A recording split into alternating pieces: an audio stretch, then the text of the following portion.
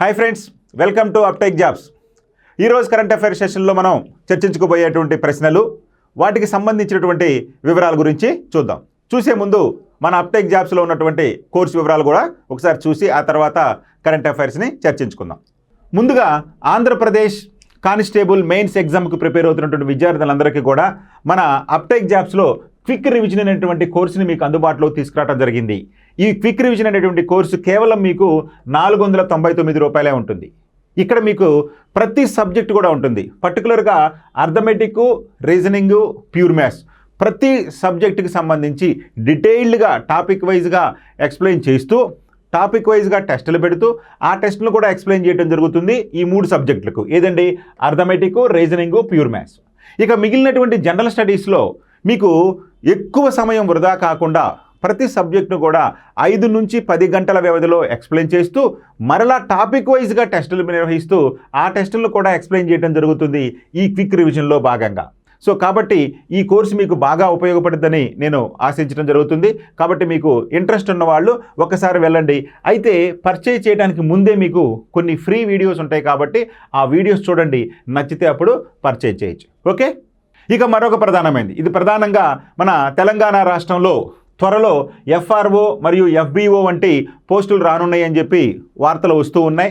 దీన్ని దృష్టిలో పెట్టుకొని గతంలో ఉన్నటువంటి లేదా గతంలో జరిగినటువంటి ఎగ్జామ్స్లో ఏ రకమైనటువంటి సిలబస్ను ఫ్రేమ్ చేశారో ఆ సిలబస్కి అనుగుణంగానే మనకి ఇక్కడ మీకు కోర్సుకి ఇవ్వటం జరిగింది. సో కాబట్టి మనకు FRO మరియు FBO వంటి కోర్సులకు సంబంధించి ఫుల్ కోర్సుని మీకు అందుబాటులో తీసుకురావడం జరిగింది కేవలం 999 రూపాయలతోటి. ఇక్కడ కూడా అంతే, ప్రతి సబ్జెక్టుకి సంబంధించి టాపిక్ వైజ్గా వీడియోలు, టాపిక్ వైజ్గా మెటీరియల్, అదేవిధంగా టాపిక్ వైజ్గా టెస్టులు, ఆ టెస్టులు కూడా ఎక్స్ప్లెయిన్ చేస్తూ మీకు అందించడం జరిగింది ఈ FRO మరియు FBOకి సంబంధించినటువంటి కోర్సుని.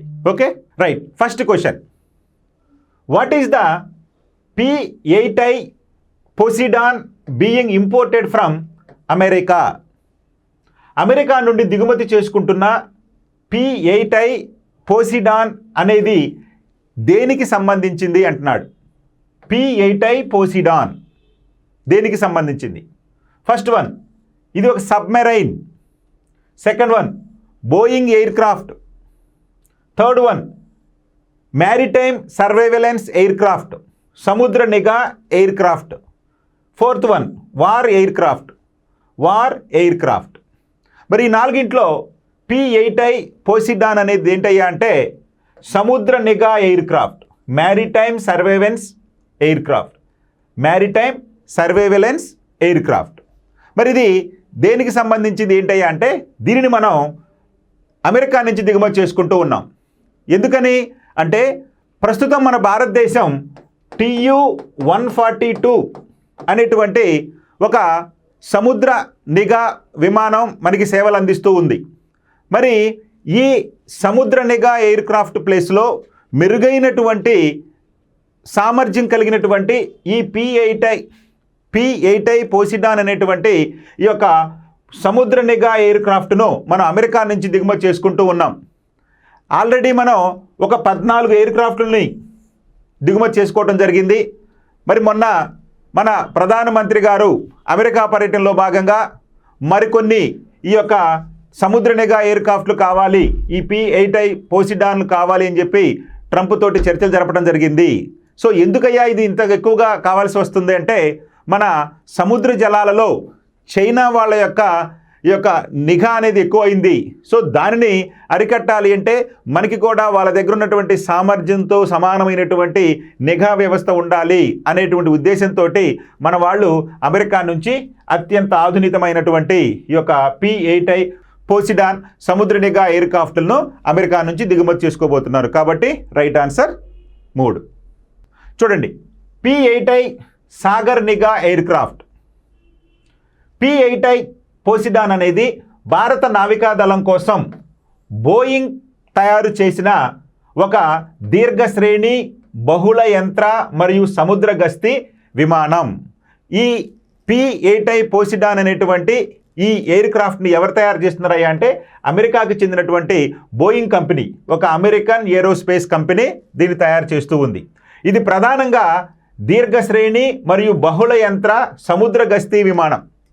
ఇది భారత నౌకాదళం యొక్క TU-142 మనం చెప్పుకున్నాం. అప్పుడు ప్రస్తుతం మన భారతదేశంలో మనకి సేవలు అందిస్తున్నటువంటి ఈ యొక్క విమానం ఏదయ్యా అంటే TU-142 విమానాలను ఈ యొక్క P-8I పోసిడాన్ భర్తీ చేయనుంది.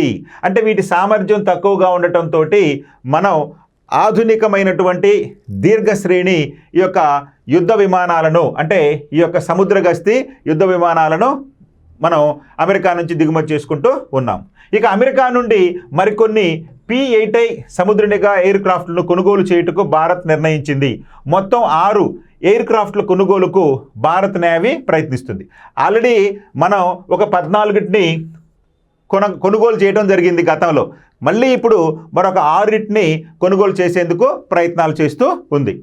మరి ఈ అంశం ప్రధానమంత్రి మోడీ 2025 ఫిబ్రవరిలో అమెరికా పర్యటన సందర్భంగా అధ్యక్షుడు డొనాల్డ్ ట్రంప్తో చర్చించారు. P-8I ఎయిర్ క్రాఫ్ట్ దీర్ఘశ్రేణి అంటే లాంగ్ రేంజ్ నిఘా మరియు యాంటీ సబ్మెరైన్ వార్ఫేర్ రంగానికి సంబంధించింది.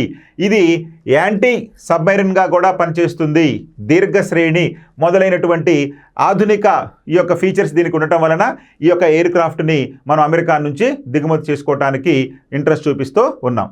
రైట్, చూడండి, బంగాళాఖాతంలో మరియు హిందూ మహాసముద్రంలో ఇటీవల చైనా యొక్క కదలికలు ఎక్కువైన నేపథ్యంలో భారత నౌకాదళం ఈ ప్రాంత రక్షణ అంశాలపై దృష్టి పెట్టింది.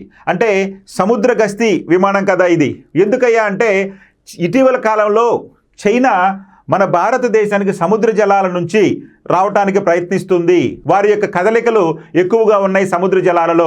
సో కాబట్టి ఆ నిఘాని ఎప్పటికప్పుడు మనం కనిపెట్టాలి అంటే ఖచ్చితంగా మన దగ్గర కూడా అధునాతనమైనటువంటి ఇలాంటి విమానాలు ఉండాలనేటువంటి ఉద్దేశంతో మనం ఈ యొక్క P-8I ఎయిర్ క్రాఫ్ట్లను కొనుగోలు చేయడానికి ఒప్పందం చేసుకోవడం జరిగింది అమెరికాతోటి. మరి దీనికి సంబంధించినటువంటి ప్రధానమైన అంశాలు ఏంటో చూడండి. ఈ P-8I ఎయిర్ క్రాఫ్ట్ యొక్క ముఖ్య అంశాలు ఏంటంటే దీని తయారీదారు చెప్పుకున్నాం కదా, బోయింగ్ కంపెనీ, అమెరికాకు చెందినటువంటి ఎయిర్ స్పేస్ కంపెనీ. ఇది బోయింగ్ కంపెనీ.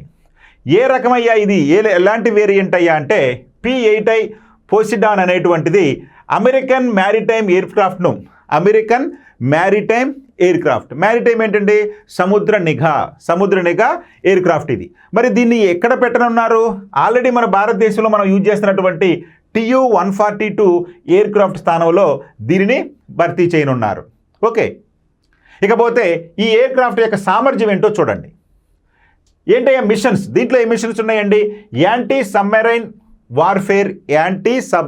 వార్ఫేర్ మరియు యాంటీ సర్ఫేస్ వార్ఫేర్, ఇక నిఘా, సాగర పహారా మరియు ఇంటెలిజెన్స్ సేకరణ మొదలైన అంశాలలో సామర్థ్యాన్ని కలిగి ఉంది. చూడండి, ఇది ఒకటి కాదండి. ఈ విమానము యాంటీ సబ్మెరైన్ వార్ఫేర్, యాంటీ సబ్మెరైన్గా పనికొస్తుంది.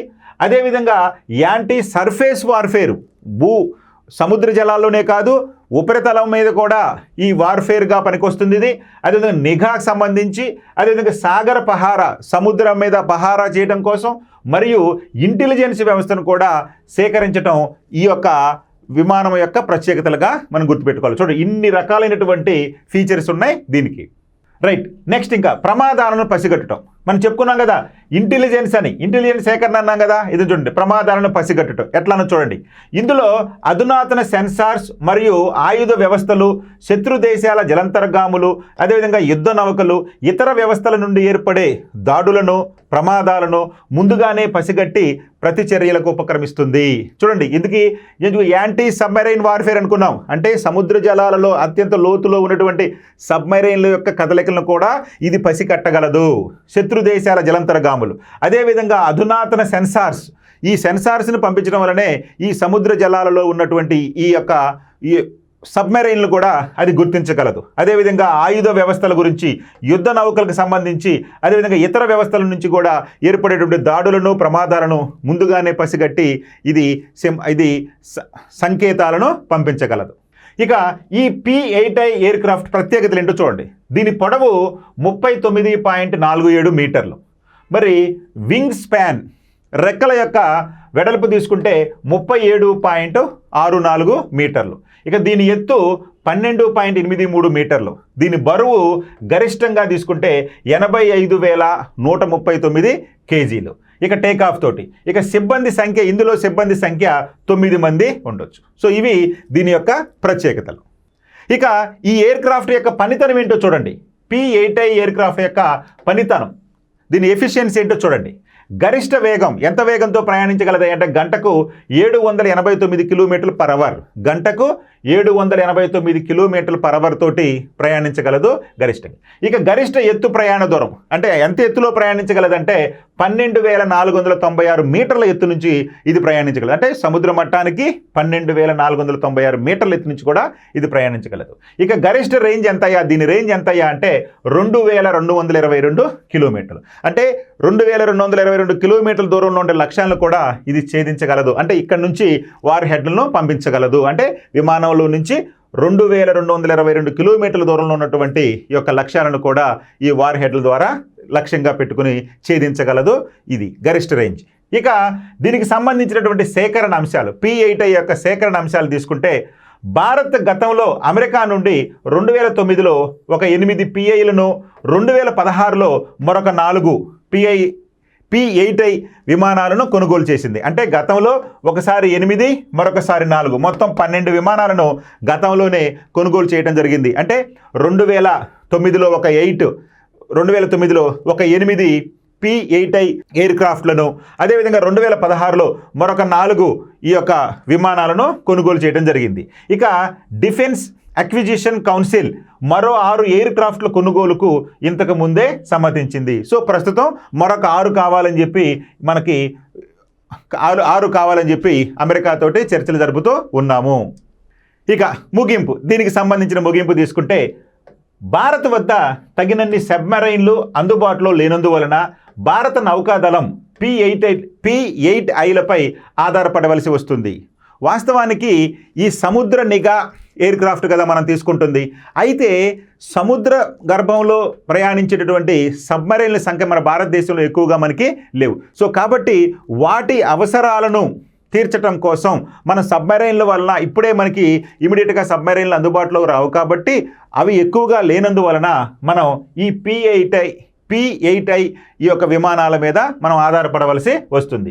ఇక సముద్ర నిఘా, పహారా, ఇంటెలిజెన్స్ సేకరణ మరియు దాడి చేయటంలో ఈ P-8I ఎయిర్ క్రాఫ్ట్లు చాలా అధునాతన సామర్థ్యాలను కలిగి ఉన్నాయి. చెప్పుకున్నాం కదా వాటి యొక్క సామర్థ్యం ఏంటి, వాటి రేంజ్ ఏంటి, ఇవన్నీ కూడా.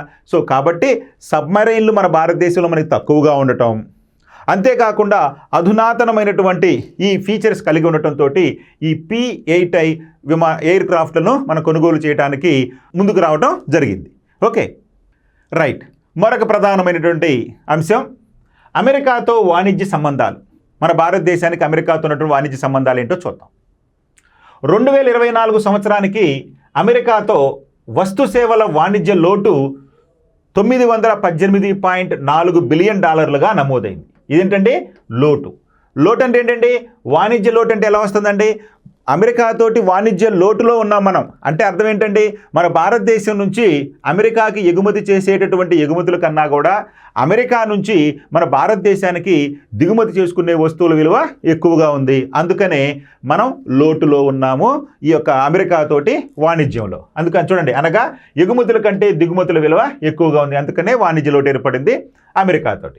ఇది 2023లో $784.9 బిలియన్ ఉండేది.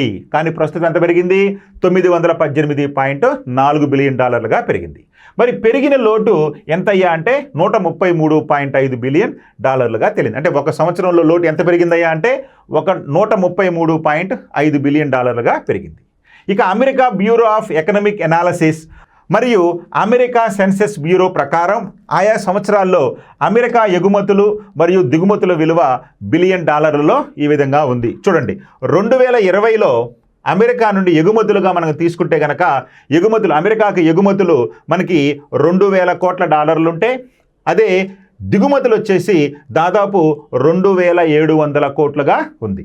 అదేవిధంగా 2021లో ఎగుమతులు తీసుకుంటే 2,600 కోట్లుగా ఉంటే దిగుమతులు వచ్చేసి దగ్గరగా 3,000కు పైగా 3,200 కోట్లకు పైగా ఉన్నాయి. అదేవిధంగా 23లో తీసుకుంటే కనుక ఎగుమతుల విలువ సుమారు 3,000 కోట్లుగా ఉంటే దిగుమతుల విలువ దగ్గరగా 4,000 కోట్లుగా ఉంది. ఇక 2024లో ఎగుమతుల విలువ తీసుకుంటే దగ్గర దగ్గర 3,200 కోట్లుగా ఉంటే అదే దిగుమతుల విలువ వచ్చేసరికి 4,100 కోట్లుగా దిగుమతి విలువ ఉంది. సో ఈ విధంగా సంవత్సరాల తరబడి చూసుకుంటే సంవత్సరాల క్రమంలో ఎప్పుడు కూడా మన భారతదేశం నుంచి అమెరికాకు ఎగుమతుల విలువ అనేది తక్కువగా ఉంది.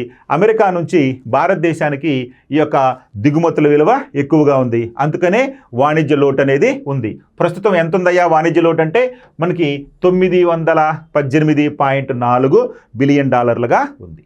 ఓకే, మరి ఇక్కడ చూడండి, మరి ఇప్పుడు దాకా చెప్పుకున్నాక ఎగుమతులు దిగుమతులు అండి. సాధారణంగా మన భారతదేశం నుంచి అమెరికాకి మనం ఏమి ఎగుమతులు చేస్తున్నాము, అమెరికా నుంచి మనం ఏం దిగుమతులు చేసుకుంటున్నామో ఈ వస్తువులు చూద్దాం.